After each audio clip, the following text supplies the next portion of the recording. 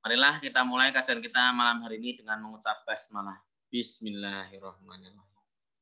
Seperti biasa Bapak Ibu sekalian, sebelum kita memulai kajian kita malam hari ini, dibuka dengan sambutan dan prakata terlebih dahulu, yang malam hari ini akan disampaikan oleh beliau Bapak Satria Abdi. Kepada Pak Satria kami persilahkan. Terima kasih Mas Abdul. Bismillahirrahmanirrahim. Assalamualaikum warahmatullahi wabarakatuh. Alhamdulillah wa syukurillah la haula wa la quwata illa billah.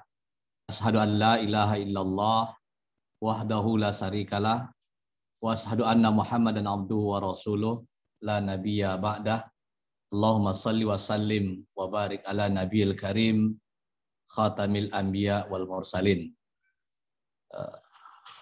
Alhamdulillah di seri yang ke-312 ini kita masih diberikan nikmat oleh Allah untuk bersama-sama menambah ilmu dan wawasan kita dalam rangka untuk meningkatkan keimanan dan ketakwaan kita bersama.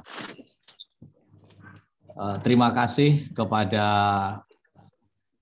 narasumber kita pada malam hari ini, Ustadz Fadlur Rahman, yang telah bersedia untuk membersamai majelis ilmu kita di malam hari ini. Terima kasih juga kami aturkan kepada Ibu Bapak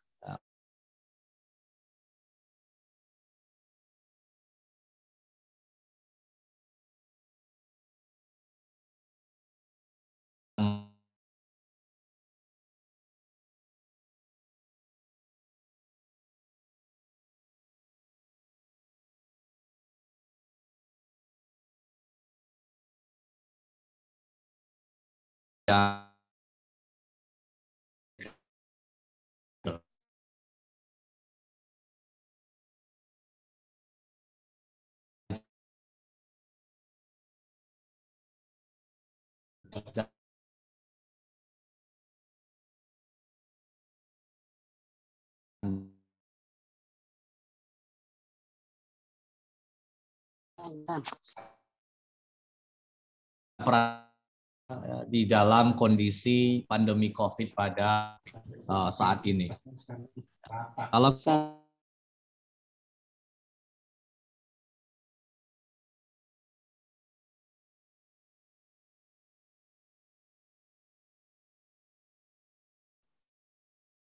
oleh para nabi dan rasul yang diangkat, diberikan risalah kenabian di usia-usia yang sangat muda, atau di usia yang lebih muda. Pun demikian dengan peradaban bangsa-bangsa di dunia selalu digerakkan oleh para pemuda. Bagaimana pemuda membangun peradaban, ketakwaan dan bangsa, insya Allah nanti kita akan mendapatkan pencerahan dari beliau yang kita muliakan, Ustadz Fadlur Rahman. Demikian yang bisa kami aturkan sebagai sambutan pada malam hari ini. Selanjutnya kepada Ustadz Fadlur Rahman kami silahkan, yang insya Allah nanti akan dipandu oleh Mas Abdul Mufti Al-Hakiki. Saya kembalikan ke Mas Abdul. Nasrun minallah wa fathun qarib wa basyiril mu'minin. Wassalamualaikum warahmatullahi wabarakatuh. Waalaikumsalam warahmatullahi wabarakatuh. Kami ucapkan terima kasih kepada Pak Satria atas sambutan dan perkataannya. Semoga dapat memperlancar acara kita malam hari ini. Baik, Bapak Ibu yang dirahmati Allah, tema kita malam hari ini yakni sangat menarik, pemuda untuk peradaban Islam. Yang akan diisi oleh beliau Ustadz Fadlur Rahman, SPDI, MPD. Beliau adalah dosen Pendidikan Agama Islam Universitas Ahmad Dahlan. Kepada Ustadz Fadlur Rahman kami persilahkan. Oke, terima kasih. Bismillahirrahmanirrahim. Assalamualaikum warahmatullahi wabarakatuh. Waalaikumsalam warahmatullahi wabarakatuh. Alhamdulillahil jabbar al-wahidul qahar. Wa asyhadu an la ilaha illallah wahdahu la syarikalah al-azizul ghafar. wa asyhadu anna Muhammadan abduhu wa rasuluh al-Mustafa al-Mukhtar wa ala alihi wa ashabihi al-adhar wa al-akhyar. Rabbi shrah li sadri wa yassir li amri wahlul 'uqdatam min lisani yafqahu qawli. Qul ja'al haqq wa zaqul batil innal batil kana zahuqa. Yang kami hormati pimpinan wilayah Muhammadiyah Daerah Istimewa Yogyakarta dan seluruh jajarannya. Yang kami hormati pula pimpinan dari MCCC Muhammadiyah COVID-19 Common Center. Dan yang kami hormati pula tenaga medis yang tidak bisa kami sebutkan satu persatu, Bapak Ibu jamaah Zumiyah pengajian Muhammadiyah with you pada malam hari ini, yang semoga kita semuanya dalam lindungan Allah Ta'ala.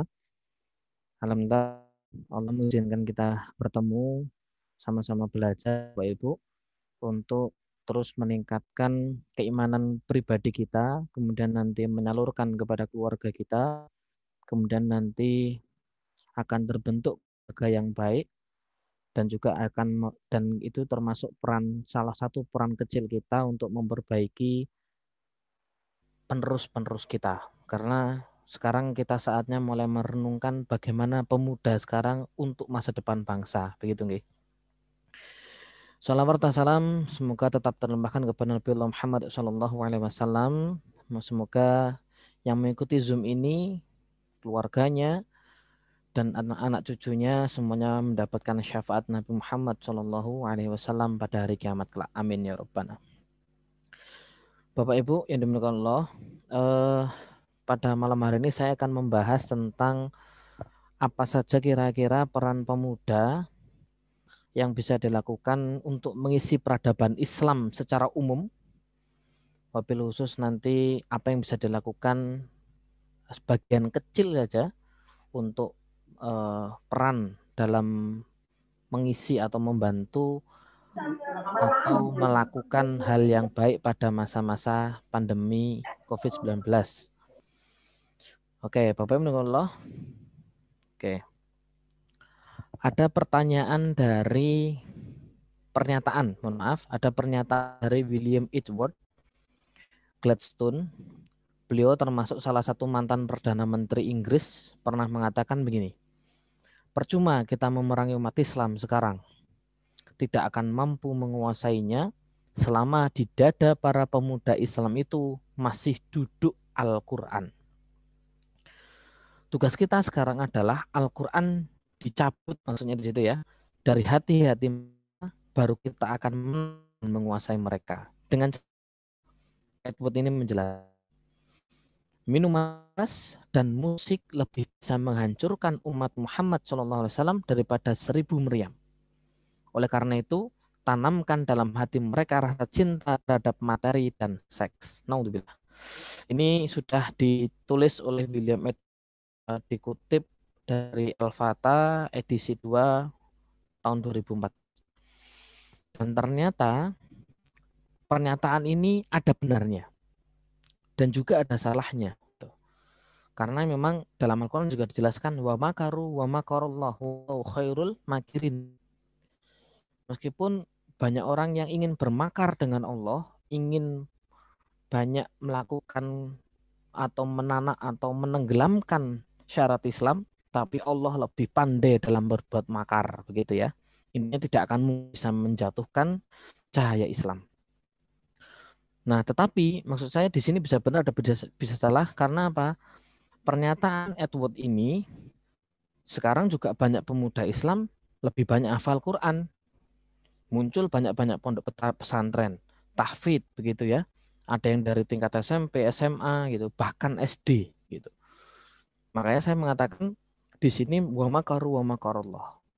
Tapi juga ada benarnya beberapa sisi pemuda juga ada yang sudah bilah kena minuman keras, bahkan musik, ini musik maksudnya mengarah kepada kemaksiatan ya, bahkan pemujaan kepada berhala-berhala gitu. Naudzubillah. Nah, ini yang sudah dilakukan secara tidak sadar oleh beberapa pemuda gitu. Jadi Ini yang perlu kita hati-hati. Oleh karena itu, kita sekarang menjadi pemuda yang betul-betul kembali kepada rule-nya pemuda, aturan pemuda, yaitu di dalam dada-dada kita ada Al-Quran. Begitu ya. Oke, selanjutnya, Rasulullah SAW sejak dulu, jamaah Zumiyah, sejak dulu sudah menjelaskan adanya goncangan kelak di setiap manusia. Jadi Rasulullah SAW ini makanya dulu pernah ada orang yang mengatakan Rasulullah itu adalah peramal, dukun. Itu hal yang wajar karena Rasulullah SAW memang hadis-hadisnya beberapa masa depan, termasuk ini. Jadi ketika itu Ibnu Mas'ud menceritakan bahwa Nabi Muhammad SAW menjelaskan tentang karakter manusia. Karakter manusia itu apa? Punya obsesi panjang, keinginan-keinginan yang panjang, gitu ya. Padahal rintangan-rintangan hidup banyak. Yang lebih menakutkan lagi adalah ada ajal yang setiap saat bisa mendatanginya. Nah, disinilah kita bisa mengambil pelajaran bahwa dari kejadian COVID-19 ini, ya meskipun terserah ya, monggo Bapak Ibu ada yang berpendapat namanya apa sih kemarin kontroversi atau apalah konspirasi dan sebagainya lah. Monggo. Kalau saya sendiri mengikuti pendapatnya Bu Siti Fadila, saya pribadi gitu ya. Bu Siti Fadila menjelaskan konspirasi itu maksudnya ya memang adanya pihak-pihak tertentu yang ingin mendapatkan keuntungan gitu. Bukan konspirasi, bukan bohong-bohongan, itu bukan itu maksudnya. Nanti moga Bapak Ibu bisa share atau mencari search di tentang pendapat Bu Siti Fadila. Oke, saya kembali lagi ke sini.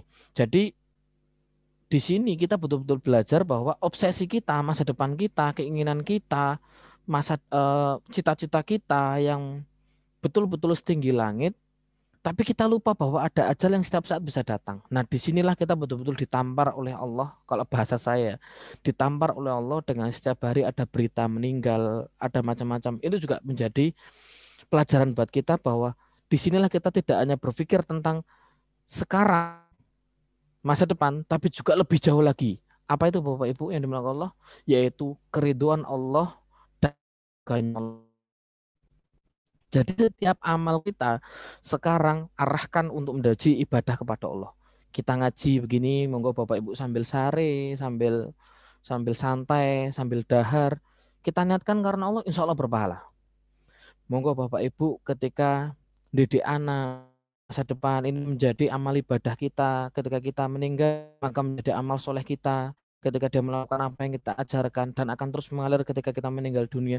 Kita berpikirnya obsesinya akhirat sekarang. Bukan lagi hanya obsesi dunia dan dunia. Nah, ini perlu kita ajarkan sama anak-anak kita. Pemuda-pemuda muslim jangan pernah berobsesi hanya untuk dunia. Karena kalau hanya untuk dunia, nanti ketika dunia dapat, dia akan menjadi sombong. Gitu. Tapi ketika nggak dapat, dia akan punya rasa kekecewaan yang mendalam. Tapi kalau sudah tujuannya akhirat, tercapai atau tidak dari keinginan dunia, dia akan bisa menerima itu. Gitu nggak? Oke, saya percepat. Nah, pesan Ali bin Abi Thalib radhiyallahu anhu. Jadi Ali bin Abi Thalib ini pernah memberikan nasihat kepada para pemuda. Dunia ini akan pergi jauh, sedangkan akhirat akan mendekat. Dunia dan akhirat tersebut memiliki anak. Jadilah anak-anak akhirat dan jangan kalian menjadi anak dunia. Hari ini di dunia adalah hari beramal dan bukanlah hari perhitungan. Sedangkan besok di akhirat adalah hari perhitungan dan bukan lagi hari beramal.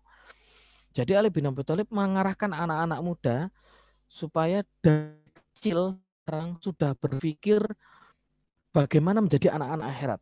Bukan lagi hanya menjadi anak-anak dunia. Nah, lebih kasarnya lagi, ada beberapa pendapat para ulama yang lain menjelaskan menjadi hamba-hamba dunia. Wah, itu naudzubillah. Tetapi bahasa yang lebih halus dari Ali bin Abi Thalib radhiyallahu anhu, anak-anak akhirat. Mari kita bersama-sama menjadi anak-anak akhirat. Kenapa? Karena ketika bertujuan akhirat, dunia dapat, akhirat insya Allah dapat. Tapi kalau tujuan dunia, akhirat belum tentu dapat. Begitu nggih? Oke, Ibnu Abbas juga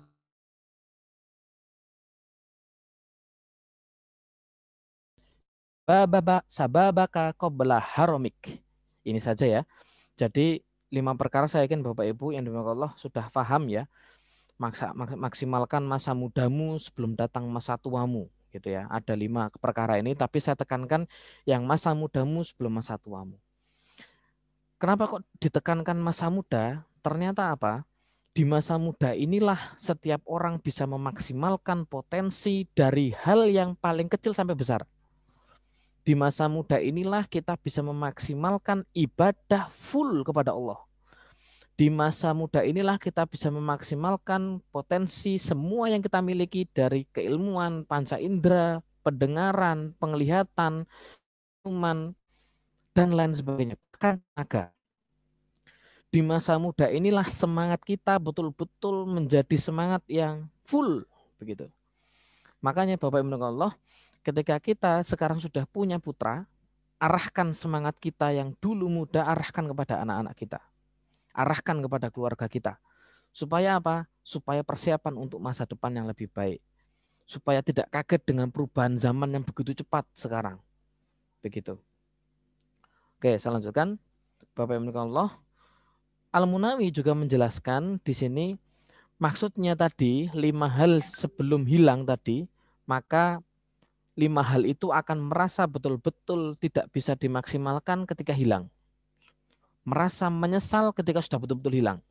Fahadil khamsah la ya'rifu qadraha illa ba'da zawaliha. Jadi ketika hilang baru merasa, waduh, iya ya kenapa nggak dari dulu, iya ya kenapa saya nggak memaksimalkan di waktu luang, kenapa nggak dimaksimalkan ketika kaya, kenapa nggak dimaksimalkan ketika hidup.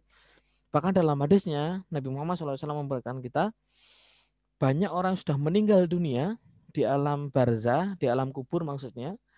Nah, di situ hanya ingin dibangkitkan oleh Allah, hanya untuk apa? Ingin bersujud kembali kepada Allah, ingin sholat lagi kepada Allah. Jadi kita di sini harus betul-betul merenung, mengajak putra-putri kita, Bapak Ibu Allah, untuk betul-betul mendekat sama Allah.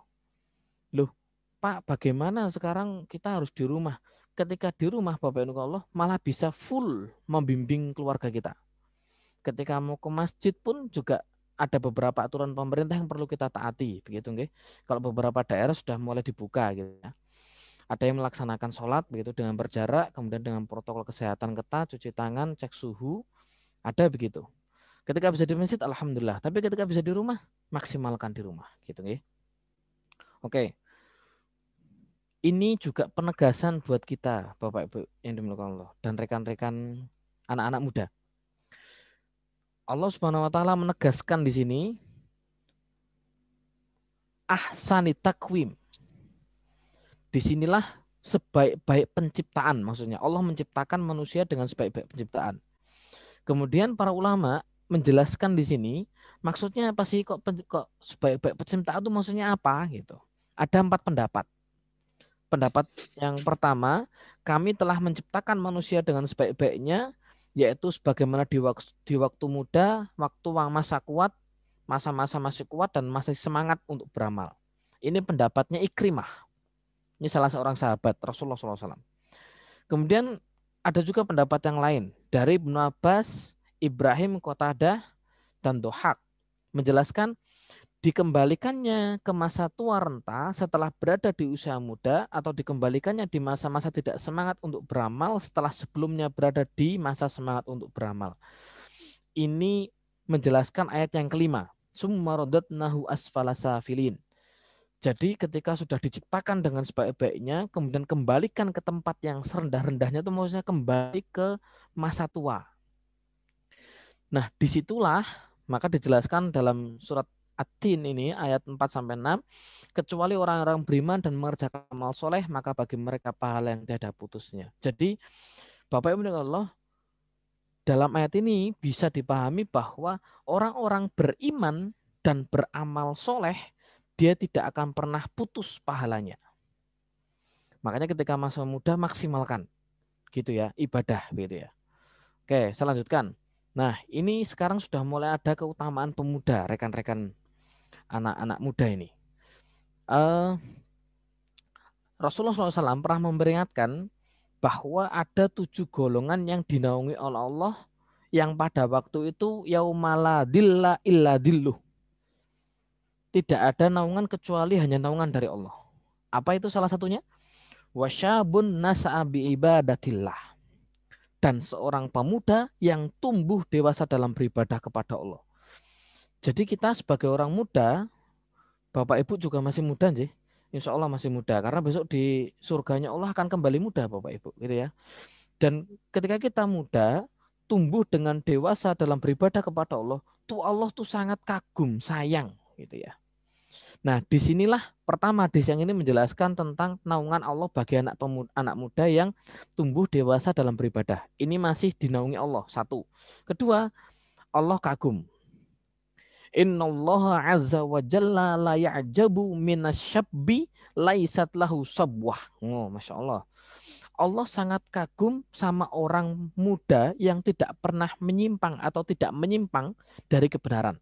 Maksudnya apa? Taat. Nah, disinilah Bapak Ibu yang dimuliakan Allah dan rekan-rekan pemuda, bahwa ketika kita muda itu kita tidak menyimpang tuh nggak salah, itu malah enak, baik gitu. Kan terkadang muda kan coba-cobalah, coba-coba ini, coba-coba itu, nggak usah coba-coba, lurus aja dah, lurus aja. Dan ingat, jaga lisan kita, karena terkadang kita terpleset karena lisan kita. Terkadang ada pemuda yang menghina, oh kamu ahli neraka, naudzubillah. Ada kisah yang begitu. Ada kisah dalam hadis riwayat Imam Ahmad bahwa ada seorang ahli ibadah dan ahli maksiat. Ahli ibadah ini selalu mengatakan bahwa ahli maksiat ini untuk tobat. Kamu tobatlah dari bermaksiat. Kemudian besoknya lagi ternyata melakukan lagi. Kamu tobatlah dari berbuat maksiat. Sampai 3 kali. Kemudian orang ahli ibadah ini mengatakan begini, kamu pasti akan dimasukkan oleh Allah ke dalam nerakanya Allah. Ketika ditemukan oleh Allah di mahkamahnya Allah, dalam hadis ini diceritakan begitu. Kemudian Allah berfirman, kamu ahli maksiat, saya masukkan surga Allah, surgaku dengan rahmatku. Dengan kamu ahli ibadah, saya masukkan nerakaku karena murkaku. Naudzubillahi min dzalik. Intinya, anak muda yang tidak pernah menyimpang dan tidak menghina orang lain. Kan terkadang anak muda ketika sudah merasa soleh, aku soleh, menghina orang lain, naudzubillah. Kan batarul haqqi wa ghamdun nas, begitu ya. Takabur atau sombong itu yang merendahkan manusia dan meremehkan kebenaran, gitu ya, atau meninggalkan kebenaran. Naudzubillah. Oke, selanjutkan. Yang ketiga, Abu Bakar pernah berkata kepada Zaid bin Sabit, innaka rajulun syabun aqilun la wala nattahimuk kunta ta'tubul wahya li Rasulillahi sallallahu alaihi wasallam fatatabba'il Qur'ana fajma'hu. Wah, ini peran pemuda ternyata. Pada masa Abu Bakar sudah dilakukan. Dan sekarang anak-anak muda sekarang harus bisa berperan. Ketika para orang tua kita, para guru kita, dosen kita, pengasuh kita, dokter kita memberikan amanah kepada kita yang muda, ketika kita bisa lakukan. Nah, ini termasuk yang pernah diterapkan oleh Abu Bakar radhiyallahu anhu. Dulu meminta Zaid bin Sabit untuk mengumpulkan Al-Quran. Karena apa? Abu Bakar radhiyallahu anhu melihat bahwa Zaid bin Sabit memang kompeten. Jadi bagi anak-anak, teman-teman pemuda, tunjukkan potensi teman-teman. Maksimalkan di masa-masa pandemi. Apa yang bisa dilakukan, Pak? Apa yang memang bisa dilakukan? Pak, saya bisanya belajar online desain grafis, Pak. Oh, silakan. Saya bisanya pengembangan obat yang untuk anak-anak, Pak. Oh, silakan. Saya bisanya menemukan alat pendeteksi COVID betul valid, Pak. Oh, silakan.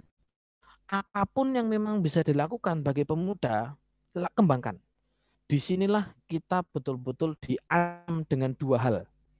Kita akan bisa betul-betul baik para pemuda atau betul-betul naudzubillah buruk, gitu ya.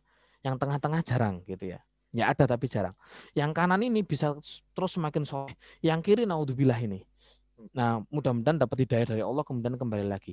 Tetapi yang zaman sekarang, yang pemuda sekarang, HP, ilmu banyak di HP, gitu ya. YouTube, gitu ya. Udah menjadi guru. Tetapi yang dimaksimalkan oleh anak-anak muda kita sekarang, naudzubillah, main game, gitu ya. Dari Mobile Legends, dari PUBG, dari Masya Allah bermacam-macam. Dan inilah pentingnya juga kita selaku orang tua untuk mendampingi anak-anak kita. Jadi semua berperan, gitu ya.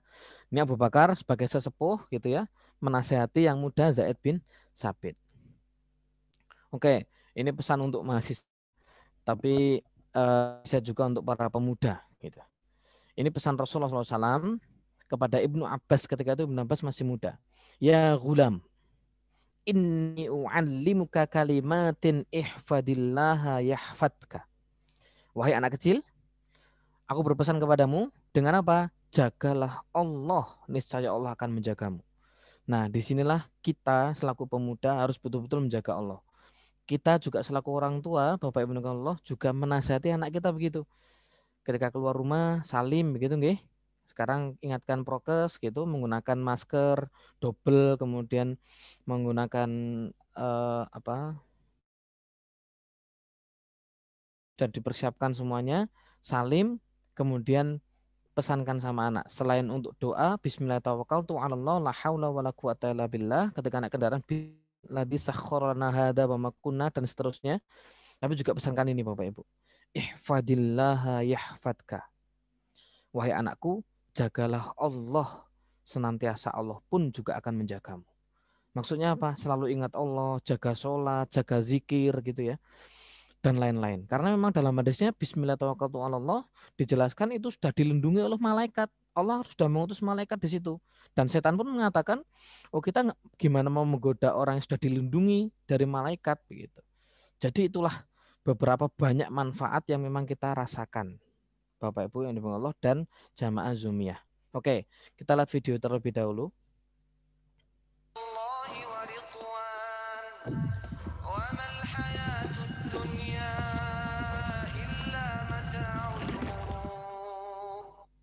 Oke, kita punya tujuan lebih daripada ini. Tidak hanya tujuan dunia, saya kembalikan lagi tadi, yaitu tujuan akhirat.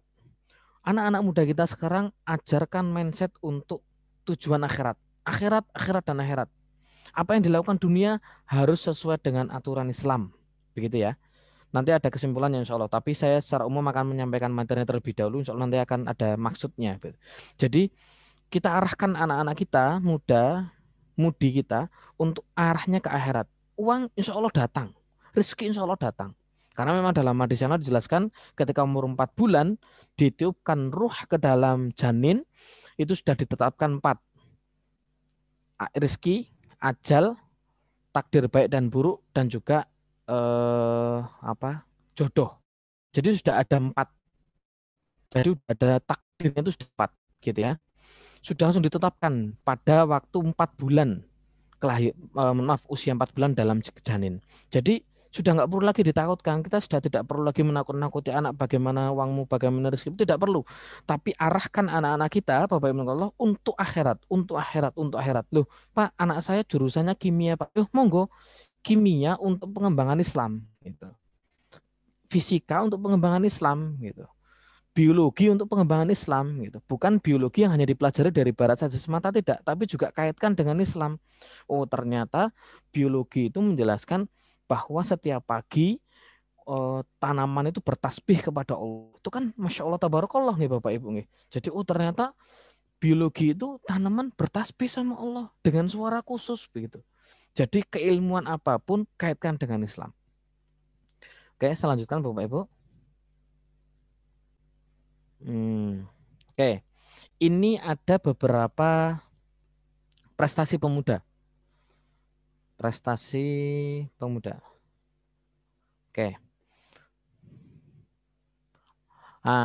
Dulu pada zaman Rasulullah SAW ini pernah terjadi. Namanya Amr bin Abi Salimah. Nabi Muhammad SAW bersabda, "Sallu solata kada fi hini kada, wa sallu kada fi hini kada." Dan seterusnya itu ya. Lakukanlah sholat pada waktu ini dan itu, pada waktu itu. Salah satu dari kalian mengumandangkan azan dan yang paling banyak hafalan Qur'annya menjadi imam. Oke. Kemudian Amr bin Abi Salamah di sini menengok kanan kiri, Bapak Ibu. Kok kelihatannya kok tidak ada hafalan Quran sebanyak aku gitu ya, dalam hatinya. Kemudian akhirnya mereka juga pandang, oh iya yang paling adalah Amr bin Abi Salamah. Kemudian Amr bin Abi Salamah pun maju dan menjadi imam sholat padahal ketika itu usianya masih 6 atau 7 tahun. Jadi Bapak Ibu Allah, ketika anak-anak muda memang punya potensi yang besar, berikan kesempatan untuk menjadi pimpinan. Jangan kemudian diturun-turunkan, tidak. Jadi ketika memang punya peran, punya potensi, punya keinginan yang kuat, punya himmah dan azam yang kuat, kita dorong anak-anak kita selama dalam kondisi atau koridor yang kebaikan gitu ya. Kita dorong Bapak Ibu. Tapi ketika tidak, ya sudah, kita langsung peringatkan untuk kembali lagi begitu. Jadi di sini juga menjadi contoh bahwa anak muda pun bisa memimpin para sesepuh gitu ya. Dan terkadang untuk zaman sekarang saya melihat beberapa di masjid begitu ya. Itu juga sudah mulai takmirnya sudah mulai anak-anak muda gitu. Dan itu tetap mengayomi sesepuh. Ya, ini juga jadi pemuda juga harus betul-betul mengayomi sesepuh, menyayangi sesepuh, melayani sesepuh. Nah, ini yang perlu kita tanamkan. Dan Amr bin Abi Salamah ini betul begitu, masih muda, ilmunya bagus, tapi juga akhlaknya juga luar biasa. Oke. Selanjutkan Bapak Ibu. Nah, ini tidak perlu lah ya. Tidak perlu. Oke. Dalam surat Al-Maidah ayat 27, Bapak Ibu Allah, innama yataqabbalullahu minal muttaqin. Intinya, Allah hanya menerima amalan dari orang-orang bertakwa. Kita jadi orang-orang yang bertakwa, maka amalan-amalan kita insya Allah diterima Allah SWT. Lalu terus peran pemuda bagaimana Pak? Peran pemuda ini teman-teman. Ilmu, amal, dan sabar. Maksudnya apa? Kita terus mencari ilmu teman-teman. Yang masih muda ini terus belajar dan belajar, belajar dan belajar. Tanpa hari tanpa belajar. Berarti setiap hari belajar. Kita melihat orang aja belajar sebenarnya. Ketika saya pernah belajar begini, merenung gitu ya. Ketika ada orang yang membuang sampah sembarangan, saya menyaksikan di depan mata. Kemudian saya pun melihat ada orang gila, mohon maaf, orang gila. Dia tidak membuang sampah sembarangan, dimasukkan ke dalam tong sampah itu. Saya sampai merenung, Masya Allah. Berarti ada orang yang gila menjadi waras dan orang waras ternyata gila. Itu hanya ungkapan dalam hati saya gitu ya. Itu guyonan aja. Jadi kita juga bisa belajar dari hal begitu. Hal yang sepele, hal yang betul-betul bisa menasihati kita gitu ya. Karena terkadang ilmu tuh dimanapun hanya kita yang nggak mau mengambil saja gitu. Kalau dalam bahasa ilmu gitu ya, meskipun apa di Muhammadiyah jarang dibahas ya, ilmu, tapi dalam ilmu tasawuf itu melihat dari hal-hal sepele kemudian itu menjadi nilai dalam diri gitu. Ilmu terus belajar kemudian jangan lupa diamalkan.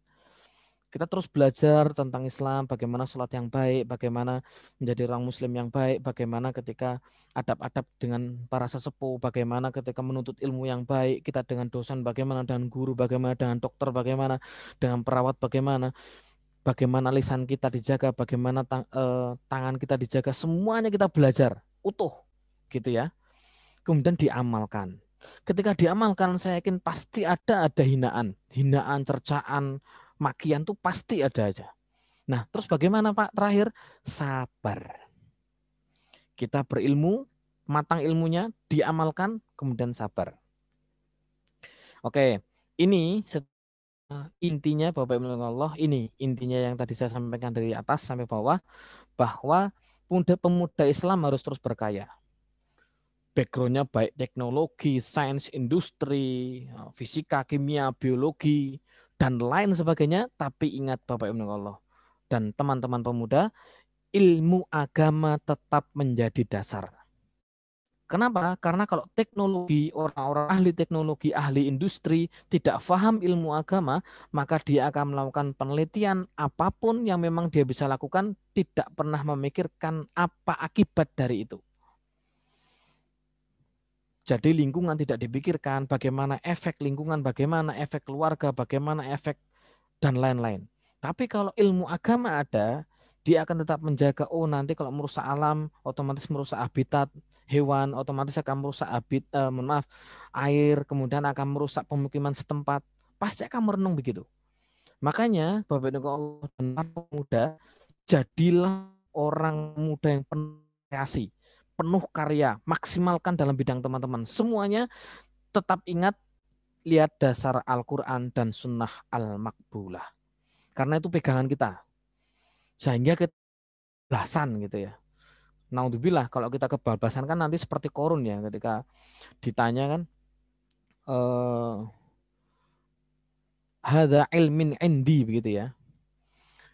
Aku kaya karena ini ilmu yang saya punya. Naudzubillah gitu. Tapi kalau kita ilmu agamanya kuat enggak. Ini semua hadza min fadli rabbi. Ini semuanya karunia dari Allah Subhanahu. Oke. Pemuda juga harus bisa membahagiakan orang tua. Loh, contohnya apa, Pak? Oh, itu contohnya dari para sahabat banyak. Usamah bin Zaid. Beliau sahabat yang sangat sayang dengan orang tuanya. Termasuk contoh yang Uwais Al-Qarni yang terkenal itu yang mengangkat ibunya.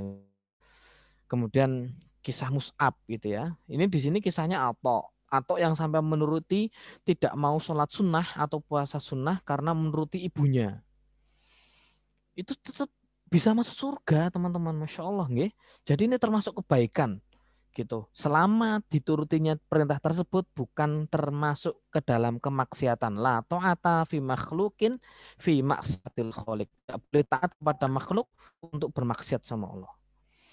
Nah, ini Usama juga begitu. Selalu memperindah pohon kurmanya karena ibunya suka, karena orang tuanya suka dengan pohon kurma yang baik, yang bersih. Oke. Oke. Nah, termasuk keadaan apa namanya ini? Keadaan sekarang pun kita selaku pemuda dan Bapak Ibu Allah ingat dosa-dosa, kemudian berharap, takut, berkumpul dalam hati seorang hamba di saat itu, dan Allah akan memberikan kepadanya apa yang memang diharapkan. Jadi di sini dalam kondisi apapun kita minta kepada Allah selalu dalam kebaikan. Lisan kita keluar kata-kata kebaikan. Makanya dulu ada kisah Imam Syafi'i, kemudian ada kisah orang tuanya Sudais begitu ya. Orang tuanya Imam Syafi'i kan sampai sana pergi kamu belajar agama dan tidak boleh pulang gitu ya. Sampai kamu sukses, sampai kamu menjadi seorang ulama. Betul-betul belajar Imam Syafi'i. Sampai akhirnya tersiar namanya Imam Syafi'i, Muhammad bin Idris itu, akhirnya ibunya pun membolehkan pulang. Termasuk Imam Sudais. Imam Sudais pun juga begitu. Ketika nakal dikisahkan, sana kamu pergi ke Mekah, jadi imam di sana. Itu ketika kau ibu marah itu. Jadi orang tua pun juga harus punya kebiasaan yang baik, lisan keluarnya juga kata-kata baik, gitu ya. Oke. Kemudian pemuda harus punya semangat juang. Ini kalau dulu pada zaman Rasulullah SAW, pemuda itu banyak yang berjuang semangatnya karena memang perintahnya perang. Kalau sekarang kita enggak. Perintahnya kita adalah guzul fikr, perang pemikiran, perang keilmuan, perang teknologi, perang sains, perang industri. Ya kita di situ berperangnya. Dan disinilah kontekstualisasi hadis ini bisa diterapkan di zaman sekarang. Anak-anak muda yang di sekolah di teknik bisa belajar bagaimana cara membuat handphone. Loh Pak, kita udah bisa membuat handphone Pak, kita udah bisa membuat mobil Pak, kita udah bisa membuat motor Pak. Hanya tidak dimaksimalkan oleh pemerintah Pak. Oh itu udah urusan lain Bapak Ibu Allah dan teman-teman semuanya. Tugas kita berjuang, tugas kita mau ngembangkan, tugas kita niat bahwa apa yang kita lakukan mencari ridho Allah Subhanahu wa taala. Apapun itu. Gitu.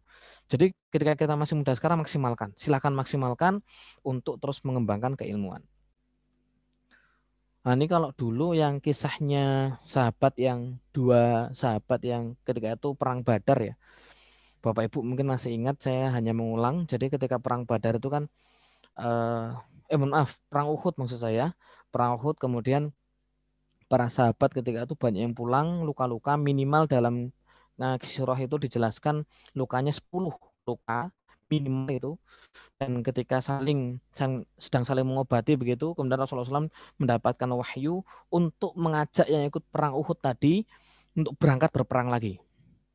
Nah kemudian kata para sahabat di situ, sami'na wa ata'na, langsung begitu, kami dengar ya Rasulullah dan kami taat. Dalam kondisi sakit luka minimal 10. Kemudian ada dua pemuda Bapak Ibu Allah yang memang betul-betul luka berat, tidak bisa jalan, kakinya betul-betul sakit dua-duanya, nggak bisa jalan. Kakak beradik ini. Ini sering dikisahkan oleh Ustadz Khalid Basalamah, kemudian juga sering dikisahkan di Masjid-Masjid Nabawi. Bapak Ibu kalau ikut kajiannya di Masjid-Masjid Nabawi atau di masjid-masjid di Mekah gitu ya. Itu dua pemuda ini akhirnya mengatakan kita harus berangkat. Kita harus berangkat ikut berperang gitu. Karena ini perintah Rasulullah SAW dan Allah ini gitu. Kemudian akhirnya adiknya bertanya, "Loh bagaimana? Bagaimana kita berangkat? Kita nggak bisa jalan gitu. Kita dalam kondisi sakit gitu ya. Apa yang bisa kita lakukan gitu?" Kemudian kakak ini mengatakan, "Aku akan seret kamu sekali, nanti kamu nyeret saya sekali. Sampai kita bertemu Rasulullah SAW." Gitu. Jadi teman-teman semuanya, Bapak Ibu Allah dan para pemuda pada zaman dulu berjuangnya begitu gitu. Nah sekarang kita bisa memperkirakan, oh kita pahami bahwa ya kita minimal tidak menjadi pendukung para pemikiran yang mohon maaf agak aneh gitu. Bukan menjadi pendukung aturan-aturan yang bahkan menyalahkan Islam, naudzubillah gitu ya. Ya yang kisah-kisah lama lah ya, sudah tidak perlu kita sebutkan lah. Intinya kita harus menjadi anak panah Islam Muhammadiyah. Oh, gimana sih? Ya anak panah gitulah ya, anak panah Islam gitu ya. Melalui Muhammadiyah. Oke, Bapak dan kalau saya lanjutkan. Ini sampai jam berapa Mas Afdol? Masih ada 10 sampai 15 menit lagi, Ustaz. Oke, siap. Siap. Oke, saya intinya Bapak yang Allah pada zaman dulu itu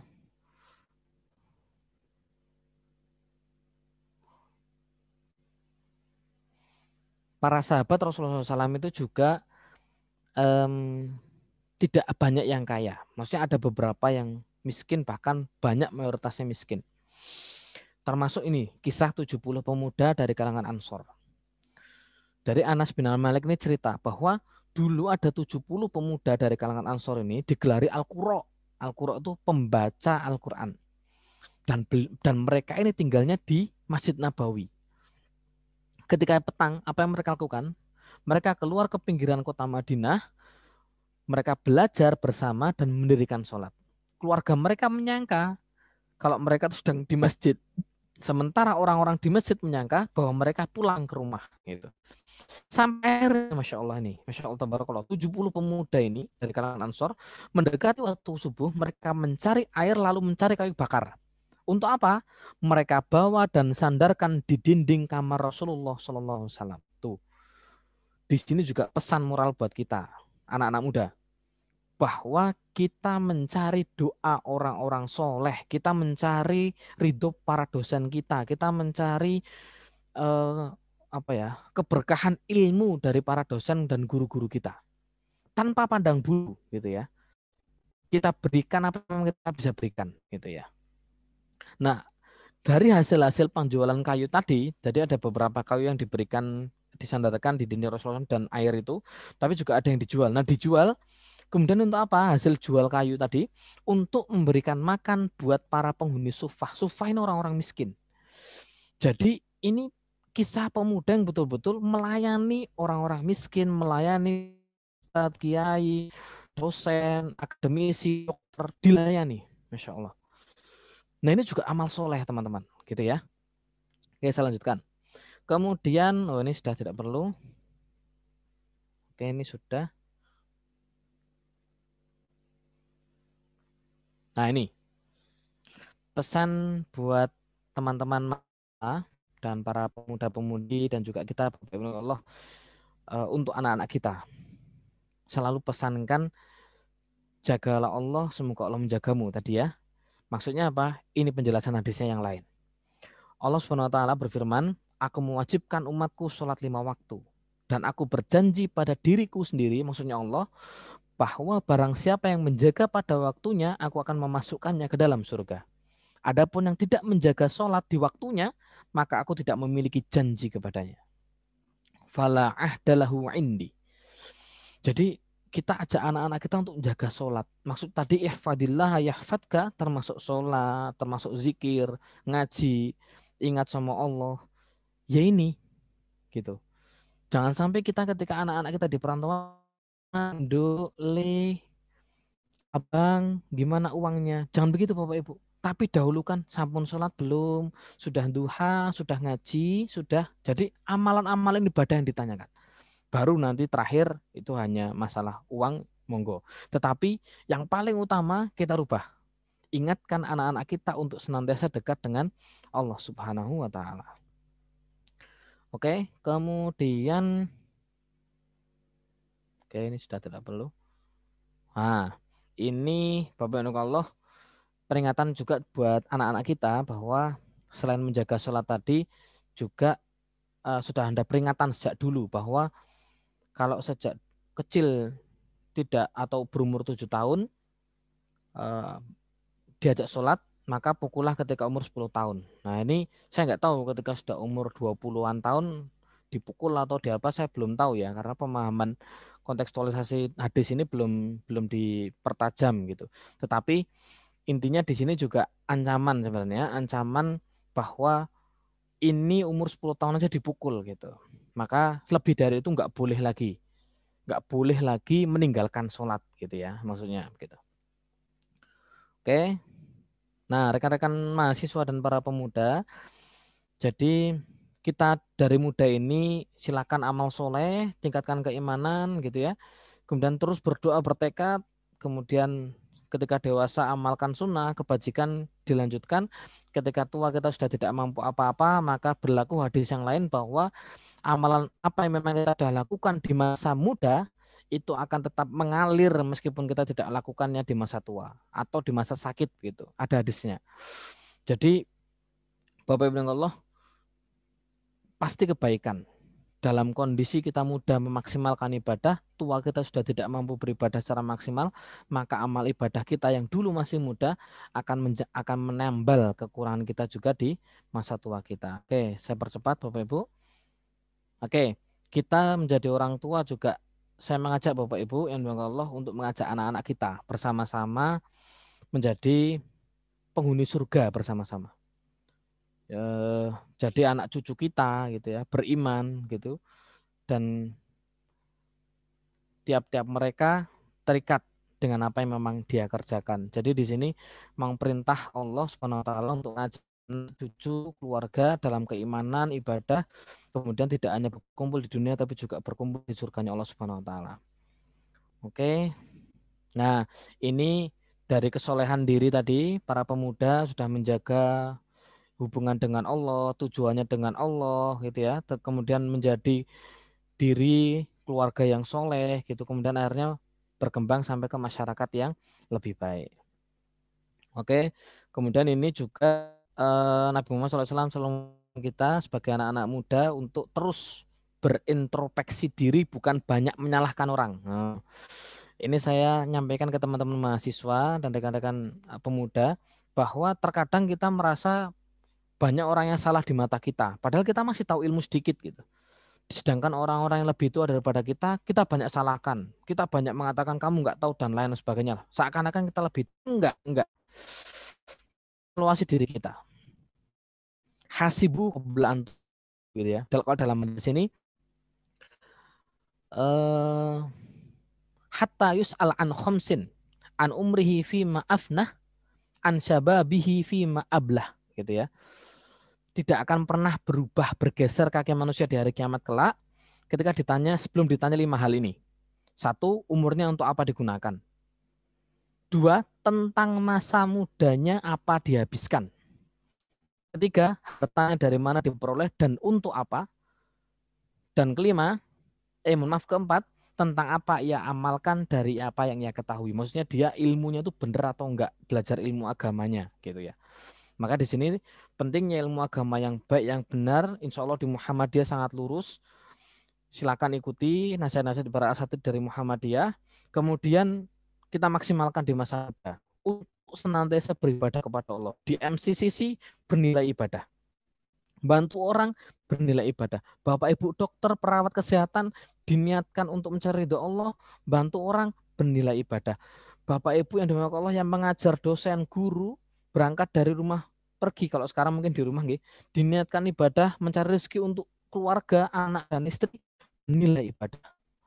Jadi habiskan masa kita Bapak Ibu Allah dan anak-anak kita untuk kebaikan atau untuk beribadah kepada Allah. Oke, ini pesan Ibnu Qayyim al-Jauziyah, wa nafsuka in sagolat ha bil haq wa illa stagolat ka bil batil. Sibukkanlah dirimu dalam hal kebaikan, ketika tidak disibukkan dengan kebaikan, pasti disibukkan dengan kejahatan atau kebatilan atau kejelekan atau kemaksiatan. Naudzubillahi min dzalik. Oke, ini secara umum sudah saya sampaikan tadi. Oke, sabar. Oke. Oke, ini. Sebelum saya tutup, ini yang kita terapkan kepada anak Bapak Ibu Allah dan juga anak-anak muda, bahwa senantiasa berdoa, ya muqallibal qulub sabbit qalbi ala dinik. Dengan semua permasalahan yang ada sekarang, minta ketetapan hati dari Allah. Godaan setan dengan ekonomi, godaan setan untuk masuk agama lain, godaan setan untuk bermaksiat kepada Allah, kita mohon sama Allah, ya muqallibal qulub sabbit qalbi ala dinik. Ya muqallibal qulub sabbit qalbi ala dinik, begitu ya. Oke, ini yang jangan menyesal di akhir, tetapi awali dengan penyesalan dan akhiri dengan kegembiraan. Jadi lebih baik dari awal kita sudah menyesal, capek, berat, tapi di akhirnya kita. Oke, jazakallahu khairan katsira. Saya kembali kepada Mas Abdul. Monggo Mas Abdul. Ya, kami ucapkan terima kasih kepada Ustadz Fadlur Rahman atas pemaparan materinya, sangat menarik ini Bapak Ibu sekalian, untuk menyiapkan generasi-generasi penerus kita ke depan, sehingga kita bisa menyiapkan pemuda-pemuda dan pemudi tentunya juga, sehingga kita mendapatkan pemuda dan pemudi yang terbaik, sehingga agama Islam bisa mengokohkan diri kita, sehingga agama Islam dapat mampu berjaya dan tetap kokoh seperti apa adanya. Baik, Ustadz Fadlur Rahman, berikutnya adalah sesi tanya jawab. Ini sudah sangat banyak pertanyaan yang masuk dari dalam kolom chat. Saya bacakan Ustadz, nanti bisa langsung dijawab. Yang pertama dari Pak Daryatmo. Pemuda saat ini seperti berada di persimpangan jalan. Di satu sisi ingin memerankan sebagai agen atau titah peradaban, di sisi lain ingin cepat mapan secara finansial dengan ambil langkah yang pragmatis. Nah, ini tanggapannya bagaimana, Ustaz Fadlur Rahman? Oke, terima kasih Pak Daryatmo. Ketika pemuda dalam kondisi begini, Bapak Ibu Allah, memang peran kita sebagai orang tua penting mendampingi, gitu. Dalam hal-hal begini memang dijelaskan dalam hadis, ya'ti 'alan nasi zamanun alfitan. Besok akan datang zaman di mana manusia itu penuh dengan fitnah, gitu. Kanan kiri itu fitnah. Kanan fitnah, kiri juga fitnah, gitu. Kemudian pesan Rasulullah SAW, gigitlah dengan kuat, maksudnya Al-Quran dan Sunnah dipegang dengan kuat, dan janganlah ikut kanan dan kiri. Maksudnya jangan ikut kanan maupun kiri. Ya diam aja, gitu. Makanya terkadang para asatid sekarang lebih baik menjaga dari komentar-komentar mendukung kanan atau kiri, gitu. Lebih baik diam, gitu. Karena diam itu tidak hanya emas ternyata ya, tetapi diam itu juga bermanfaat untuk kehati-hatian kita. Nah, bagaimana memahaminya Bapak Daryatmo? Untuk anak-anak zaman sekarang, memang secara finansial pengen segera cepat, itu karena memang, mohon maaf nggih, itu keinginan karena godaan yang ada. Nah, ini juga termasuk fitnah yang memang dijelaskan dalam hadis Rasulullah SAW, bahwa akan ada zaman di mana orang itu akan mengambil harta amin halalin au min haramin. Nggak akan peduli dari harta yang haram maupun halal. Nggak peduli orang. Makanya godaan ini juga berat. Godaan mendapatkan uang yang halal maupun yang haram. Tetapi sampai pernah ada yang ngomong begini dengan saya, Mas, saya sing haram angel apa sing halal gitu. Saya katakan enggak, salah Pak gitu. Jangan sampai berpikir begitu. Karena apa? Rezeki itu udah dijamin sama Allah. Kalau memang Bapak belum ada rezeki dalam segi uang, pasti banyak rezeki dari rezeki yang lain. Nah, ini juga kita jangan memahami atau fahamkan dengan anak-anak kita bahwa rezeki itu bukan hanya finansial. Finansial itu hanya godaan sesaat, Bapak Ibu Allah.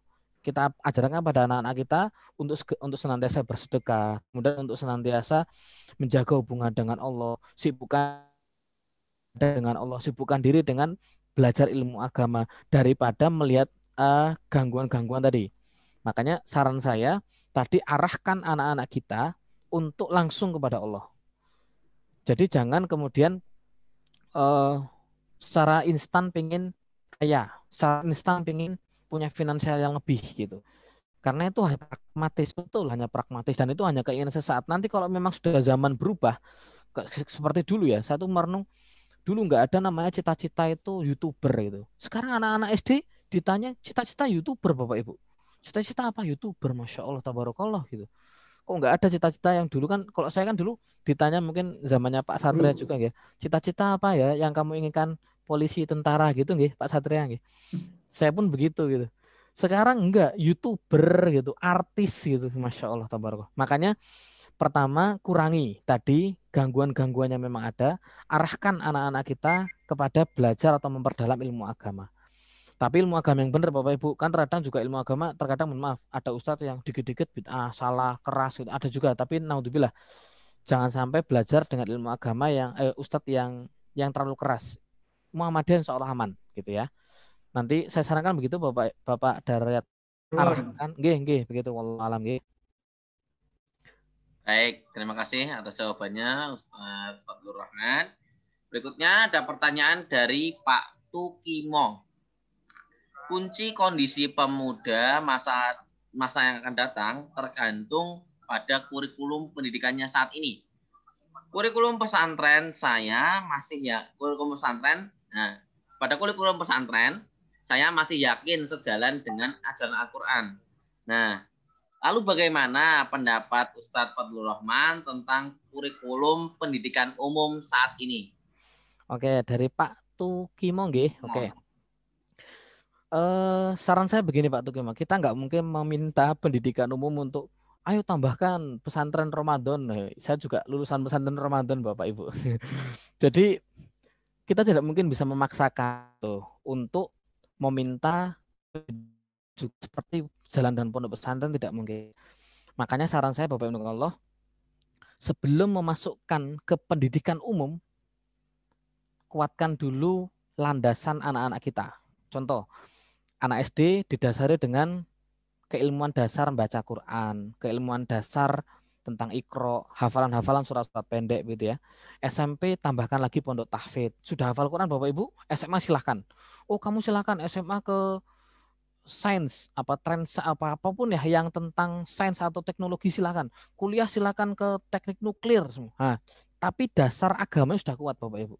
Kan terkadang kita lupa ya, kita lupa di dalam kajian kurikulum pendidikan agama Islam pun juga begitu. Sejak dulu tuh banyak para ulama, banyak para tokoh yang bisa berkembang cepat, bahkan tinggi, bahkan menjadi tokoh yang baik. Karena memang saya tuh merenung begitu. Imam Syafi'i, Imam Malik, dan Imam Abu Hanifah, Imam Ahmad, semuanya hafal Quran di masa muda, 10 sampai 15 tahun Bapak Ibu. Masih muda sekali. Makanya background landasannya harus kita perkuat. Nah, nanti kalau pendidikan umum silahkan lah gitu. Makanya saya sendiri kalau memang anak-anak besok kelak harus ada yang belajar di teknik nuklir, saya pahamkan dulu agama dulu sebagai landasan gitu ya. Biar kita tidak lepas Bapak Ibu. Karena kalau kita mohon maaf ya, belajar teknik nuklir tanpa landasan yang jelas nanti bahkan malah menyalahkan Islam bisa gitu. Bahkan ketika belajar di kedokteran kemudian menemukan oh enggak kok babi bisa mengobati penyakit, berarti babi enggak haram dong. Nah, itu malah menyalahkan Islam Bapak Ibu. Makanya saya tadi sampaikan kuatkan pondasi agama, kemudian keilmuan untuk membantu Islam. Bukan Islam membantu keilmuan, tapi mahasiswa, rekan-rekan, anak-anak kita harus diperankan untuk Islam. Apa sih peran untuk Islam gitu? Karena itu juga menjadi amal jariah buat kita. Oke, Bapak Tukimo, itu solusi pertama. Solusi kedua bisa juga ditambahkan dengan sekolah-sekolah atau privat-privat atau mengikuti Madin kalau SD ya, sejenis itu bisa. Atau juga ada beberapa pondok pesantren yang membuka semua kelas tahfidz hanya sekian bulan gitu, ada juga. Jadi banyak solusi Bapak Tukimo untuk menguatkan keilmuan anak-anak kita dalam bidang agama. Wallahu a'lam. Matur nuwun. Nggih, Pak Tukimo. Ya, baik. Terima kasih Ustaz Abdul Rahman atas jawabannya. Berikutnya, Ustaz, ada pertanyaan dari Mas Irwan Rosadi. Nah, izin bertanya, bagaimana apabila terjadi perbedaan pendapat dengan orang tua? Menurut kita sebagai anak bahwa pendapat kita insya Allah merupakan pendapat yang terbaik berdasarkan hasil perenungan. Misalnya lebih banyak positifnya dibanding negatifnya. Tetapi orang tua tetap kekeh dengan pendapatnya sendiri. Sebagai pemuda yang baik, bagaimana sebaiknya menyikapi kondisi yang demikian, Ustaz? Satu, kita minta maaf sama orang tua. Begini, Mas Irwan, kenapa kok saya bisa ngomong begitu, Mas? Saya dulu, ini cerita dulu ya. Saya dulu pernah dari pondok dulu selama 6 tahun SMP SMA. Kemudian saya lulus, saya pengen kuliah ke luar negeri. Saya daftar ke Mesir, saya ditolak. Saya daftar Libya, saya ditolak. Akhirnya saya daftar ke Turki, diterima. Tapi ayah saya dengan kekeh mengatakan begini, Allah yarham ayah saya. Langsung ngomong begini, kalau kamu ke Turki, aku rado, kunang sawai. Hanya begitu. Dan saya ketika nangis, Irwan, nangis. Wah, aku kuliah nolon. Saya pun sempat mutung nggak mau kuliah ketika itu. Akhirnya hari terakhir pendaftaran di Pendidikan Ulama Tarjih Muhammadiyah di Kaliurang, saya pun disuruh berangkat. Karena saya berangkat dengan rasa hanya sayang dengan ayah gitu ya, ketika itu berangkat menyerahkan berkas saya enak dewe lah, mau nggak tak lengkapi, alhamdulillah malah keterima gitu. Nah, ternyata selang beberapa bulan ketika itu Mesir yang tadi saya nggak keterima, ada genjatan apa yang penurunan siapa tuh, Husain apa ya ketika itu. Kemudian Libya juga ada gitu. Masuk Turki, ayah saya itu didatangi Intel. Saya tuh sampai dikira sama Intelnya itu atau mata-mata itu ingin sekolah ke luar negeri untuk belajar jihad begitulah pokoknya. Itu semua hikmah, Mas Irwan. Jadi perenungan kita yang merasa saya betul Pak, saya nggak mungkin Pak, saya perenungan tuh hanya jenengan, pertimbangan jenengan, Mas. Doa orang tua lebih mustajab daripada renungan jenengan. Jadi kok saya pribadi begitu, Mas. Jadi kok saya pribadi dari keinginan saya tak patahkan semua. Ketika saya pengen jadi dokter, saya sampai ketika itu pernah keterima di UI, bayangkan di UI bidang hukum, saya keterima. Orang tua mengatakan enggak, kalau kamu enggak di PUTM Bapak Rarido, yo wis, saya tinggalkan gitu.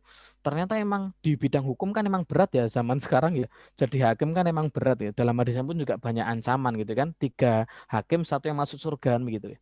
Jadi saya sendiri Mas Irwan, saya sarankan tetap ikut orang tua meskipun kita berat. Ingat, ridho orang tua lebih penting daripada kesuksesan yang jenengan dapatkan. Meskipun jenengan merasa Pak saya sukses, Pak punya banyak uang, Pak saya bisa tunjukkan ke orang tua, saya bisa lebih mandiri, lebih mapan. Iya, tapi orang tuamu nggak ridho sama aja, Mas.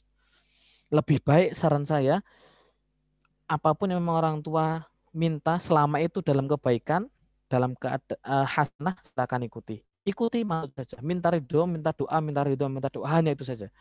Nanti selang di sisi lain kalau pengen ada perubahan, coba diajak pelan-pelan, Pak, Bu, kalau begini pripun? Oh enggak Mas, gini aja, oh nggih pun manut Bapak Ibu, yang penting doanya Bapak Ibu itu lebih penting daripada apa yang memang adik jalani sekarang. Wah, insya Allah ridho Allah berada di kaki ibu gitu ya. Begitu, intinya begitu, wallahu a'lam bishawab. Begitu Mas Irwan. Terima kasih jawabannya Ustaz Abdul Rahman. Ingatkan juga bahwa ridallahi fi ridha walidain ya Ustaz ya. Betul, itu dia. Wasuhtullah til walidain gitu ya. Betul. Luar biasa. Baik Bapak Ibu, kami persilahkan jika masih ada pertanyaan lagi. Materinya. Oh ya, untuk materinya nanti bisa di-share ya. Ustaz Abdul Rahman bisa saya share sekarang boleh di chat ya? Iya, bisa. Iya. Dan langsung di-download oleh Bapak dan Ibu sekalian. Bagus materinya. Seneng ya. Minta nomor WA-nya, nah.